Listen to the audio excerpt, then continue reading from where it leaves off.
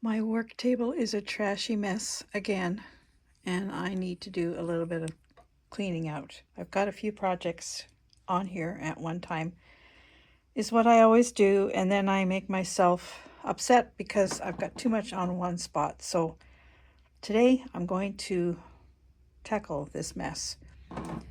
This pile here is stuff that I got out to do my Santa, but I'm not working on the Santa now. I made up my mind that job, or that project, it's not a job, that project is going to take too long. It's not going to be done for Christmas, so I'm putting it away. These are still some project bags I need to finish. I'm going to do that today. I'm going to finish these up. That's just my tangle that stays there. This is stuff for Molly. This is the I can never remember the name of this stuff. The iron-on sticky stuff that I use to put her patches down. This is some eyelash yarn that I'm going to take just some of the black parts and maybe even some of the gray parts and attach it to the dog. These are pieces. This is for embroidery on the dog. So all of this is for Molly. I don't know what all that is. That bucket is Molly's stuff.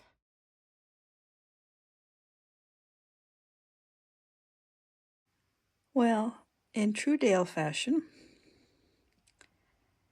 I have done nothing today that I set out to do this morning. But I have created a heck of a mess in spite of all of that. What I decided to do today after I put out my little project bags, I was going to sew them. I didn't feel like doing that. So then I was going to work on Molly. I didn't feel like doing that. But I sort of was looking for something to do with Molly. That's why I got all this out. And then I found a bunch of little squares that I had cut out. This pile, they were in a box with a bunch of scraps. And I thought, you know, I really need to cover a cushion that I bought a long time ago. That would be that cushion there. It's brand new. Just took it out of the bag. I've had it for, I don't know, 10 years. And I thought, oh, that would be really nice if I just covered it in some of these, put these together, and made a blue jean pillow and put it on my old Boston rocker that I sit in when I knit sometimes. Okay, that would be really nice. So I put all these together. And then I thought, well, what am I going to put for the back? Okay, so I went rummaging in my trunk and I found this piece that I had put together before, but it was too short. So I've added this, and now I'm going to sew the two together. I have a little extra. So what I'm going to do is I'm going to sew it on 3 sides because it's a little bit longer here, but I'm still going to sew this to this just to give it a little bit of extra room. I think it'll be fine. Maybe I should pin it, shouldn't I? Yeah, maybe I'll pin it together or clip it together and put the pillow in and see if I will be fine. But at the end of the day, I'll have a covered pillow that I never had before. I still have a lot of these left over. I've got these everywhere because this piece here is left over from a bed quilt that I did. I made 2, one for my brother and one for my nephew. And I did this kind of thing. I messed around. I just took patches and just made patches and put, fabric this way and that way and every which way and sewed it all together. And I backed it, their 2 blankets, I backed with a real kind of country flannel. I didn't put anything in between. It didn't need it. And they both are still using those blankets. And I made those blankets 20 years ago or something. And so this one piece here, not this, but this part here was a piece left over from that blanket. And I guess at some level, I thought that I would maybe make another one. And I actually do want to make one for Jonathan. But I have no shortage of jeans. I have so much that you know, I could make a blanket for him really quickly. But right now, I just needed a pillow. So I'm going to sew this together. No, first I'm going to clip it together, and I'll see how it looks. Well, it's a very good thing that I decided to clip it together, because I think I need to have a little bit more, at least one more row on here, which isn't any big hardship. I'm just going to put another row on this part here, and then I will be able to sew it together. Yeah. In a way, it's going to be kind of interesting, because one side will have squares. I could flip it over and have the other side have the pocket and all that kind of stuff in it. So yeah, I'm kind of happy with this. So I got one more row to put on here, and I think that will do the trick. It will do the trick. All right. Wish me luck. Well, that worked out better than I thought. All I have to do is close the top. This is not going to be just a sleeve. It's going to be permanent. So yeah, I just have to stitch the top closed. So this side has pockets, and then the other side is just squares. So whichever mood I'm in, I can have facing out. I think that turned out pretty good. And I used up something that was laying around in this studio for a long time. Okay, well, the day wasn't a waste then, was it? Thanks for watching.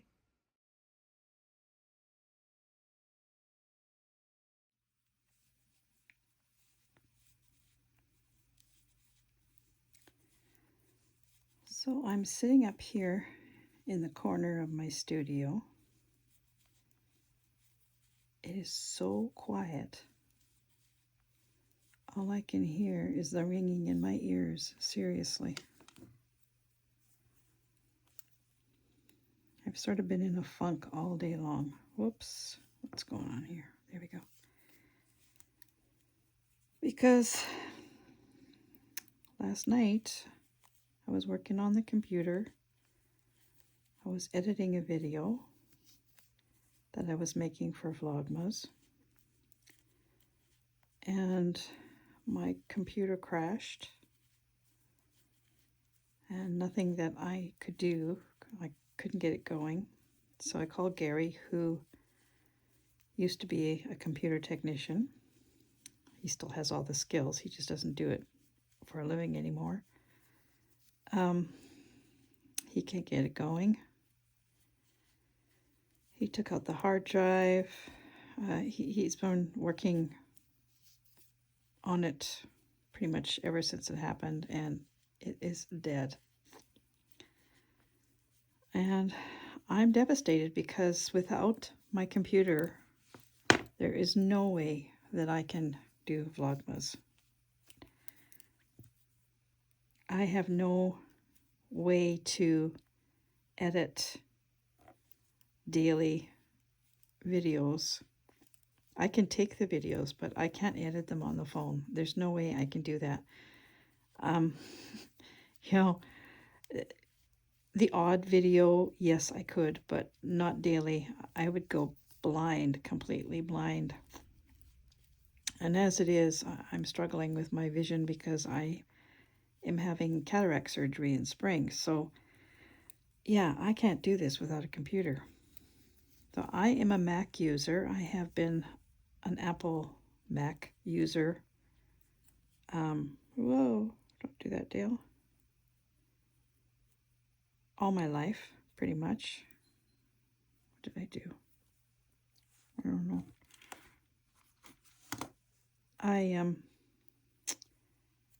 I started using Mac computers when I was at one of my jobs, and I liked it so much. Like I've been working on a Mac since they were little tiny square boxes that you could put in a bag. Seriously. It's been a long time. I've had PCs as well.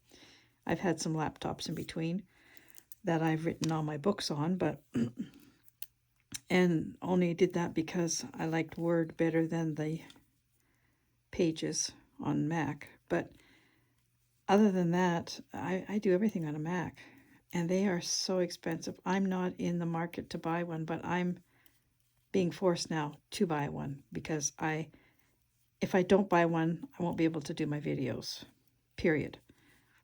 So we got on the computer, Gary's computer, which I can't use it daily. He's on it. He's busy. I mean, anyway, we got on the computer and we went to the Apple site because we are 3 hours away from any Apple store, and for the last week and a half, most of the highways have been off and on closed because of snowstorms. We've had 3. And it's just not in the cards to go to Winnipeg right now to buy a computer, if I could even afford to buy one. So we went on the Apple site, and I think what I'm going to do is I'm going to order a new MacBook, which is a laptop. I currently have the big iMac. I have 2 of them. Both of them are really old. Anyway, I'm going to order one. I have no idea how it's going to get here with the postal strike, if that's going to affect it or not. And I'm just going to pay for it monthly, I guess. It's the only way I can afford it right now. So after all this was done, I couldn't get to sleep last night. I was just beside myself, and I didn't know how I was going to tell you all, because I know that a lot of you have been looking forward to my Vlogmas, and believe me, I have too. This is a big disappointment for me as well. And so I got out one of the books that I have written, and I haven't read my own books in quite a while. I've written 4. And I just started to read, and I thought, I would really like to share my novels with you, but I can't do it on YouTube, obviously. YouTube is not the place for copyrighted things. It's just not, and my books are all copyrighted. I wouldn't want to put them on there to begin with, and even if I could, I can't. So I thought that I would maybe start a Patreon channel that I could read you my books, and in the same sense, I could make a little bit of cash towards my new computer. I don't know. I've never been the person that wanted to use this as income, and I really don't like it when a channel that I've been watching for a long time goes money driven, and it happens to a lot of people. I mean, some people kind of flaunt it and others don't, but it's never ever been about the money for me. I'm not on YouTube to make a living. I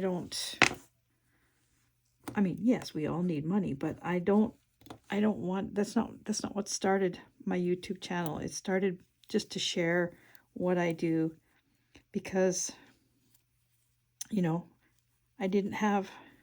none of my friends shared my passion for crafting or photography or writing or the things that I do, and I just wanted to connect with people who were like me, and I have, and I've enjoyed it so much, and I still enjoy it. I love it.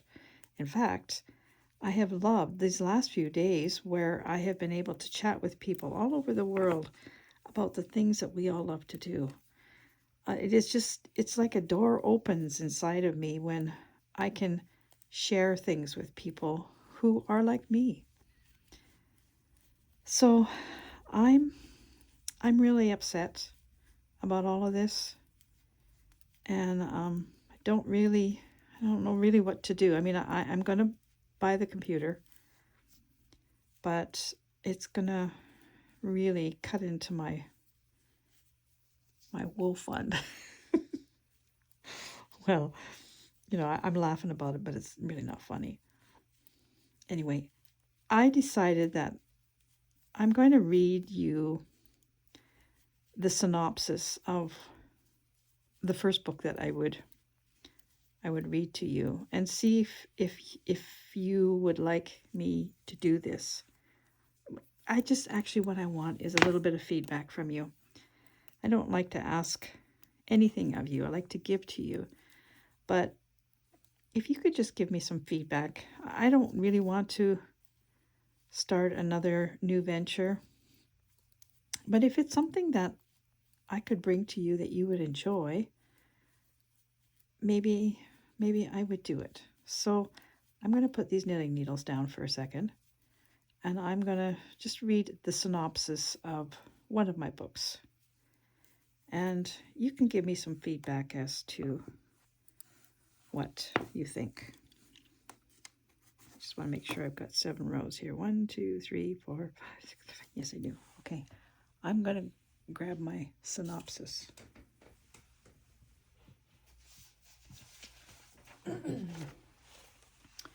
So the book is called Winter Wheat, and I wrote it,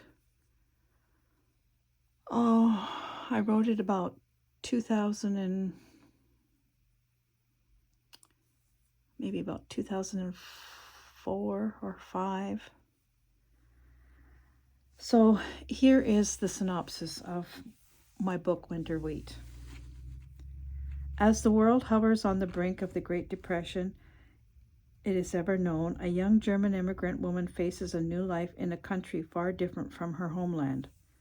Just weeks after arriving in Canada with her brother Wilhelm, Emily Freiheit must make a new life for herself alone after the tragic death of the only remaining member of her family, her brother Wilhelm. With little resources to guide her, she seeks refuge in an inner-city church where she meets a priest who quickly recognizes her plight. With his assistance, she secures employment as a housekeeper and a caregiver to widower Carl Wright and his 2 small children, Raymond and Anne-Marie, on a small farm in rural Manitoba. Shortly after arriving at her new position, Carl leaves Emily alone with his 2 small children, while he ventures to the mountains to harvest his winter supply of wood fuel. While he is gone, tragedy strikes its ugly head once more, with a house fire that leaves a neighboring family of 6 children motherless, and without a father coherent enough to care for his children. Without missing a beat, Emily welcomes the destitute family into Carl's small farm home and immediately provides the children with the love and comfort that they so desperately need.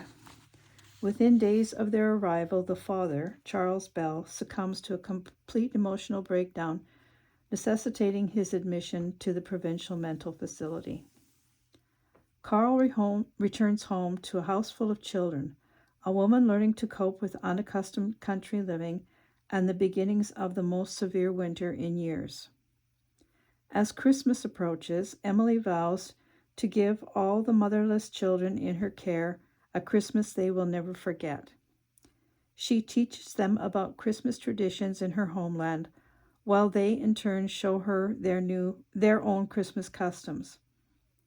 As the north wind howls around the tiny prairie home, secluding its inhabitants from the rest of the world, for the first time broken hearts heal and painful memories fade away.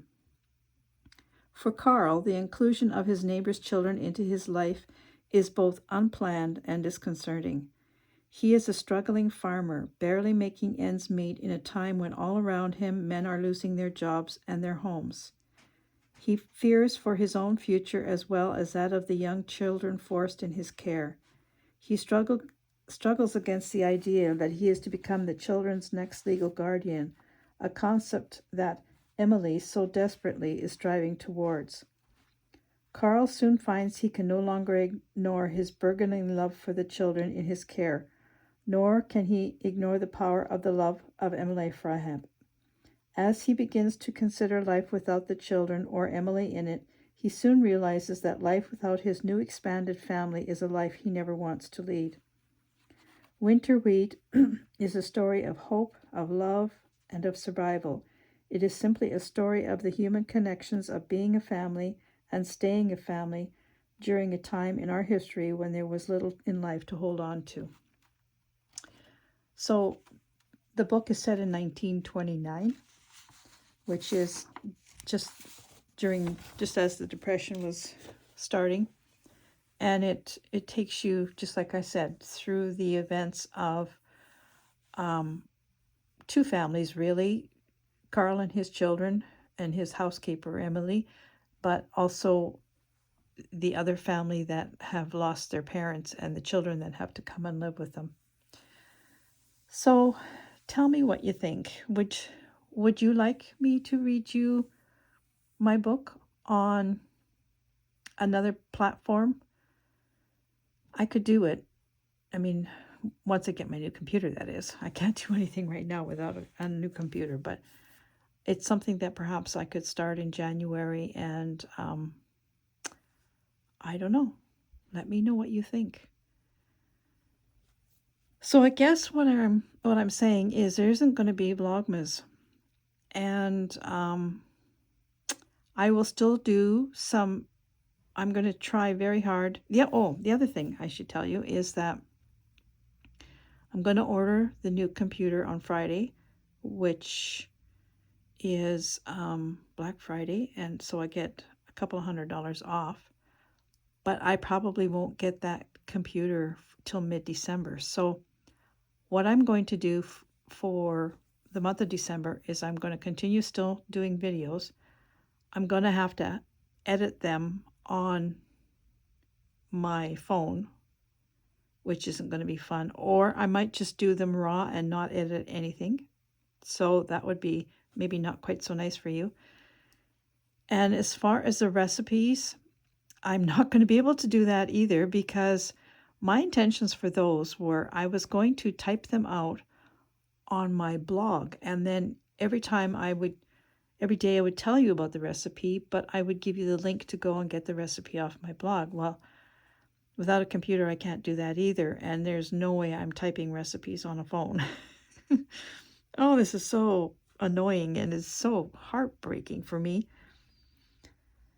So you will still have videos, but they won't be what I intended, and I'm very disappointed.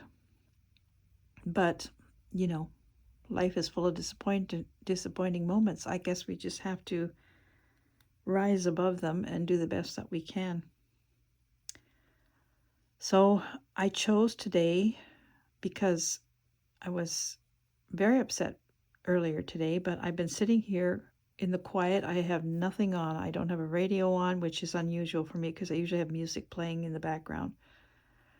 And Gary's downstairs working in his office in the basement. Chip is sleeping on the main floor, and it's been so quiet here, and it's just allowed me to calm down,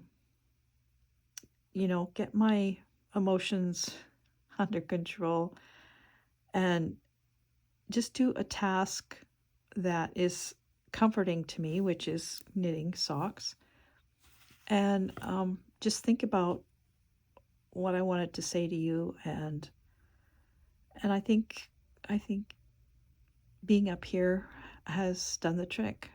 I am calm about this now. And I mean, I'm upset too, but I'm calm. So I'm sorry for this little video, but please let me know what you think.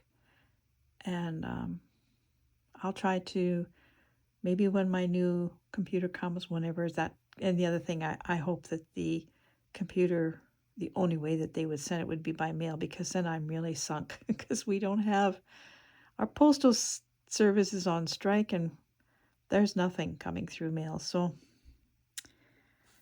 fingers crossed, this will all work out for the best.